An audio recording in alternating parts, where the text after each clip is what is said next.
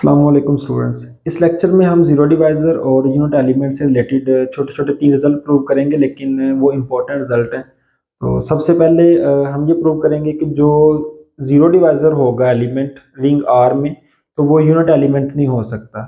और दूसरा और तीसरा रिजल्ट जो है वो जी एन के, जो हमने पिछले लेक्चर्स में यूनिट एलिमेंट और जीरो डिवाइज़र कंप्यूट किए थे उनके बारे में है। तो वो दो रिजल्ट ये कहते हैं, और ये हमने कंप्यूट भी किया था पिछले लेक्चर में, कि जो जी एन है, जो मोड ले रहे होते हैं जिस नंबर एन का, जिनका उनके साथ जीसीडी 1 होता है वो यूनिट एलिमेंट होते हैं, और जिनका नंबर्स का जीसीडी एन के साथ 1 से ज़्यादा होता है वो जीरो डिवाइज़र होते हैं। तो हम ये तीनों रिजल्ट इस लेक्चर में प्रूव करेंगे। तो पहले हम जीरो डिवाइज़र और यूनिट एलिमेंट की डेफिनेशन रिकॉल कर लेते हैं क्विकली, कि यूनिट एलिमेंट क्या था और जीरो डिवाइज़र क्या था। तो जीरो डिवाइज़र हमारे पास क्या था कि हमने दो नॉन जीरो नंबर लेने हैं, ठीक है। तो हम ऐसा कहते हैं कि हमने ए को जीरो डिवाइज़र चेक करना है, तो हमें एक बी फाइंड करना होता है, जिन दोनों को मल्टीप्लाई करें तो आंसर जीरो आ जाए, या ए बी जीरो आ जाए या बी ए जीरो आ जाए, तो वो जीरो डिवाइज़र होता है। तो इस केस में हमने देखा था कि दोनों एलिमेंट जो हैं वो जीरो डिवाइज़र कहलाते हैं। और इसी तरह यूनिट एलिमेंट के लिए क्या करना होता है, अगर मैंने यू को यूनिट एलिमेंट चेक करना है तो मैंने एक वी फाइंड करना है। इस तरह का वी फाइंड करना है कि u v multiply v u जो है वो 1 की इक्वल आ जाए, तो वो एलिमेंट जो है वो यूनिट एलिमेंट कहलाते हैं।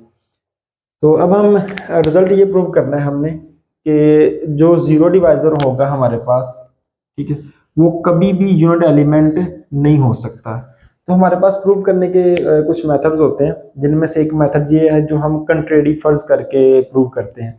तो इस मेथड में क्या होता है, हम किस तरह प्रूफ फॉलो करते हैं कि हम कहते हैं कि फॉर एग्जांपल हमारे पास कोई स्टेटमेंट है, ठीक है, तो इस स्टेटमेंट को हम ट्रू प्रूव करना चाह रहे हैं। तो हम क्या करते हैं, हम इस स्टेटमेंट के अगेंस्ट कुछ फर्ज कर लेते हैं, ठीक है। जो अगेंस्ट फर्ज करते हैं, तो अगेंस्ट फर्ज करने के बाद जब हम फॉलो करते हैं कुछ स्टेप्स को, तो एंड पे हमारे पास कंट्राडिक्शन आ जाती है। तो जब कंट्राडिक्शन आती है तो हम ये कहते हैं कि जो हमने यहाँ पे फर्ज किया था, यहाँ पे जो सपोज किया था वो गलत है, और हमारी स्टेटमेंट जो है वो ट्रू है। तो इसका प्रूफ भी हम इसी तरीके से करेंगे कि जो हमने प्रूव करना है उसके अगेंस्ट हम फर्ज करेंगे, और एट द एंड हमारे पास कोई कंट्राडिक्शन आएगी और हमारा प्रूफ हो जाएगा।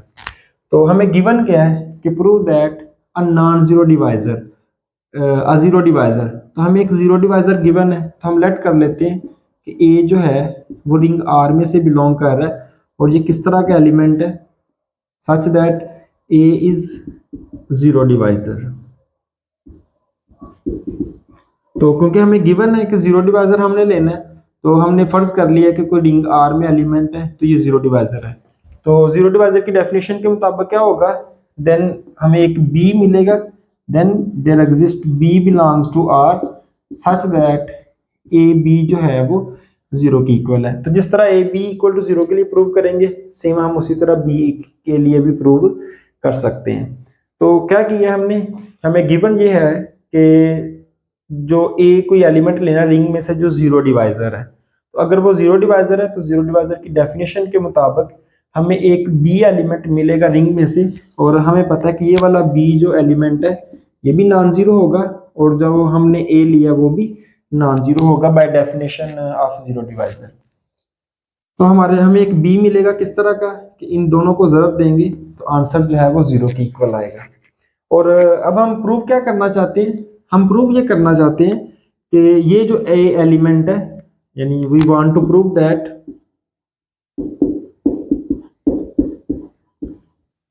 ए इज नॉट यूनिट। तो हम ये वाली बात प्रूव करना चाह रहे हैं कि ए जो है वो हमारे पास यूनिट एलिमेंट नहीं है।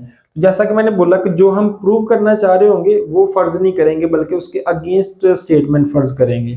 तो हम ये फर्ज कर लेते हैं कि प्रूव हमने ये करना है कि ये यूनिट एलिमेंट नहीं है, लेकिन हम फर्ज कर लेते हैं suppose that a is unit element. Okay, clear है। मैं दोबारा रिपीट कर रहा हूं कि हम प्रूव ये करना चाहते हैं कि ए यूनिट एलिमेंट नहीं है, लेकिन हमने इसके अगेंस्ट फर्ज कर लिया है। वो क्या फर्ज किया है कि ए जो है वो यूनिट एलिमेंट है। अगर ए यूनिट एलिमेंट है तो इस बात का मतलब है, यानी हमें एक v मिलेगा जिसको मल्टीप्लाई करेंगे तो आंसर जो है वो 1 आएगा। तो हम क्या देते हैं, there exist, by definition there exist V belongs to R such that AV जो है वो किसके इक्वल आ जाएगा, 1 के इक्वल आ जाएगा। ठीक हो गया। या VA या फिर हम ये भी कह सकते हैं VAV और VA is equal to 1 by definition. ठीक है, तो मैंने क्या फर्ज किया है, ए यूनिट एलिमेंट है, तो यूनिट एलिमेंट की डेफिनेशन के मुताबिक हमें एक V एलिमेंट मिलेगा रिंग में से। क्या कैसा होगा, a v equal to v a, और आंसर जो है वो 1 के इक्वल आएगा बाय डेफिनेशन। तो फॉर एग्जांपल हम यहाँ से कंसीडर कर लेते हैं जो वी ए है वो 1 के इक्वल है। तो अब हम क्या करते हैं, इस इक्वेशन को मल्टीप्लाई कर देते हैं बी के साथ, मल्टीप्लाइंग बाय बी। तो जब मैं बी से मल्टीप्लाई करूंगा तो ये आ जाएगा v a multiply b is equal to b. तो अब अगर हम देखें तो ए बी किसके इक्वल है हमारे पास, ये 0 के इक्वल है, तो इसमें वैल्यू पुट करेंगे तो आ जाएगा v into 0 is equal to b. और जब इसको सिंप्लीफाई करेंगे, v को 0 से मल्टीप्लाई करेंगे तो b क्या आ गया, 0 आ गया। लेकिन हमने क्या फर्ज किया हुआ था कि b जो है वो 0 के इक्वल नहीं है, तो ये हमारे पास कंट्राडिक्शन आ गई। तो क्योंकि हमने फर्ज किया था b 0 नहीं है, तो हमारे पास कंट्राडिक्शन आई है कि b क्या आ रहा है, 0 आ रहा है। तो हम कहेंगे कि ये हमारे पास कंट्राडिक्शन है। तो जो हमने फर्ज किया था वो बात गलत है, इसका मतलब है कि जो प्रूव करना चाह रहे थे वही बात सही है। तो this implies A is unit element, A is not unit. Okay, तो एक दफा दोबारा सुन लें क्या करना है। हमने प्रूव ये करना था कि जो जीरो डिवाइजर है वो कभी भी यूनिट एलिमेंट नहीं हो सकता। तो पहले हमें गिवन है कि कोई ए नॉन जीरो नंबर जो है वो जीरो डिवाइजर है। जीरो डिवाइजर की डेफिनेशन के मुताबिक हमें एक बी नॉन जीरो मिलेगा, इन दोनों को मल्टीप्लाई करेंगे तो आंसर 0 के इक्वल आएगा। ठीक है, अब हम प्रूव ये करना चाह रहे थे कि ए जो है वो यूनिट एलिमेंट नहीं हो सकता, लेकिन हमने फर्ज ये कर लिया कि ए जो है वो यूनिट एलिमेंट है। अगर यूनिट एलिमेंट है तो यूनिट एलिमेंट की डेफिनेशन के मुताबिक हमें एक वी मिलेगा, जिन दोनों को मल्टीप्लाई करेंगे तो आंसर जो है वो 1 के इक्वल आएगा। तो अब हमें यहाँ से पता है कि वी ए 1 के इक्वल है, तो मैंने वी ए 1 के इक्वल ले लिया, इसको मल्टीप्लाई कर लिया बी से। जब मैंने बी से मल्टीप्लाई किया है तो यहाँ ए बी आ जाएगा, और 1 को मल्टीप्लाई करेंगे तो बी आ जाएगा। अब हमें पता है कि ए बी जो है वो तो 0 के इक्वल था, मैंने ए बी की जगह 0 पुट किया है तो ये रकम 0 हो गई है, तो यहाँ से बी क्या आ गया, 0 आ गया। लेकिन क्योंकि हमारा बी जो है वो तो नॉन जीरो था, तो यहाँ बी 0 आ रहा है, इसका मतलब है कि ये कंट्राडिक्शन आ गई है। तो जब हमारे पास कंट्राडिक्शन आ गई है तो इसका मतलब है कि जो हमने फर्ज किया हुआ था ये वाली बात ट्रू नहीं है, यानी कि हमने फर्ज किया था ए यूनिट एलिमेंट है, तो इसका मतलब कि ए जो है वो यूनिट एलिमेंट नहीं है। तो ये हमारा प्रूफ जो है वो कंप्लीट हो गया। अब हम दूसरी प्रोपोजिशन प्रूव करते हैं। तो दूसरी प्रोपोजिशन क्या कहती है कि इसमें हमने जो रिंग आर ली है वो जी एन ली है। तो जी एन रिंग हमें पता है क्या होती है, 0 से लेके हमारे पास n-1 तक एलिमेंट होंगे। तो इसमें हमारे पास n क्लासेस होंगी, 0 की क्लास से लेके n-1 तक। तो पिछले लेक्चर में हमने कंप्यूट किया था कि जिन एलिमेंट्स का जीसीडी n के साथ 1 से ज़्यादा आता है वो एलिमेंट जीरो डिवाइजर होते हैं। तो अब हमने स्टेटमेंट का प्रूव करना है कि जिन एलिमेंट्स का जीसीडी 1 से ज़्यादा होगा वो जीरो डिवाइजर होंगे। तो लेट कर लेते हैं हम कि जीसीडी ऑफ ए एन जो है वो डी के इक्वल है, और क्योंकि जीसीडी हम 1 से ज़्यादा ले रहे हैं तो ये जो डी है वो भी 1 से ज़्यादा होगा। ओके, अब जीसीडी की डेफिनेशन क्या होती है वो हम रिकॉल कर लेते हैं कि जीसीडी की जो डेफिनेशन है उसकी दो कंडीशंस होती हैं कि जो डी है वो ए को भी डिवाइड करेगा और डी जो है वो बी को भी डिवाइड करेगा। और इसकी दूसरी कंडीशन होती है कि अगर कोई एक और एलिमेंट है सी जो ए को भी डिवाइड कर रहा है और वो सी जो है वो बी को भी डिवाइड कर रहा है, तो इसका मतलब होगा कि सी जो है वो डी को भी डिवाइड करेगा, यानी सी जो है वो लेस और इक्वल टू डी होगा। तो ये जीसीडी की डेफिनेशन होती है। लेकिन इस केस में हमें जब जीसीडी की डेफिनेशन लगानी है तो हमें सिर्फ और सिर्फ इसकी पहली कंडीशन की जरूरत पड़ेगी। तो क्योंकि अब मैंने यहाँ पे क्या फर्ज किया है कि डी जो है इन दोनों का जीसीडी है, तो बाय डेफिनेशन डी ए को भी पूरा पूरा डिवाइड करेगा और डी जो है वो बी को भी पूरा पूरा डिवाइड करेगा। तो डिवाइड की क्या डेफिनेशन होती है कि अगर मैं ये कहता हूँ कि एक नंबर ए जो है वो b को पूरा पूरा डिवाइड कर रहा है, तो इसका मतलब होता है b/a जो है इसका कोई आंसर आएगा q। तो यानी कि हम इस तरह भी लिख सकते हैं कि b को लिख सकते हैं a मल्टीप्लाई q, और यहाँ पे q जो है वो सेट ऑफ इंटीजर से बिलोंग कर रहा होता है। जैसे हम ये कहते हैं कि 6 को 2 पूरा पूरा डिवाइड कर रहा है, तो आंसर जो है वो 3 आता है। इस केस में मेरा b जो है वो 6 के इक्वल है, a मेरा 2 के इक्वल है, और q जो है वो मेरा 3 के इक्वल है। तो जब भी नंबर किसी नंबर को पूरा पूरा तकसीम करेगा तो यहाँ पे हमेशा आंसर जो है वो इंटीजर आएगा। तो जब हम ये कह रहे हैं कि d जो है वो a को भी डिवाइड कर रहा है क्योंकि इनका जीसीडी है, और d n को भी डिवाइड कर रहा है, तो बाय डेफिनेशन ऑफ जीसीडी तो क्या होगा, हमारे पास d a को भी डिवाइड करेगा, d divides a, and d जो है वो n को भी डिवाइड करेगा। तो जब इनको पूरा पूरा डिवाइड करेगा तो a/d का आंसर जो है वो कोई q1 आ जाएगा, एंड n/d का आंसर जो है वो कोई क्वोशंट q2 आ जाएगा। तो यहाँ पे q1 और q2 जो है वो सेट ऑफ इंटीजर से बिलोंग करेंगे by definition of divisibility. Okay, तो अब हम यहाँ से इस सेकंड इक्वेशन को लेते हैं। तो इस इक्वेशन को हम मल्टीप्लाई कर देते हैं, ये इक्वेशन 1 कह लें और ये इस इक्वेशन को 2 कह लें। तो हम इस वाली इक्वेशन को मल्टीप्लाई करते हैं, मल्टीप्लाइंग बाय a। तो जब हम a से मल्टीप्लाई करेंगे तो हमारे पास क्या आ जाएगा, an/d is equal to a q2। तो अगर हम अब यहाँ पे देखें तो a/d जो है वो किसके इक्वल है, हमारे पास वो q1 के इक्वल है। तो यहाँ पे आ जाएगा हमारे पास q1 और multiply n is equal to aq2। तो अब यहाँ से अगर मैं n को उस तरफ ले जाऊं तो मेरे पास क्या आ जाएगा, q1 is equal to aq2 over n आ जाएगा। इसका मतलब ये हो गया कि n जो है वो पूरा पूरा aq2 को डिवाइड कर रहा है। तो फिर हम यहाँ से ये लिख सकते हैं कि n जो है वो पूरा पूरा डिवाइड कर रहा है aq2 को। तो जब हम इसको मॉड की फॉर्म में लिखते हैं तो मॉड की डेफिनेशन में हमें पता है कि अगर कोई नंबर a जो है वो 0 के कन्ग्रुएंट कब होगा, मॉड n में, if and only if n divides a। तो हम इधर से इस तरफ भी जा सकते हैं और इस तरफ से इस तरफ भी आ सकते हैं। तो इसका मतलब क्या हो गया, अगर n इसको पूरा पूरा डिवाइड कर रहा है तो ये वाला नंबर किसके कन्ग्रुएंट है, 0 के। तो aq2 जो है वो 0 के कन्ग्रुएंट आ रहा है मॉड n में।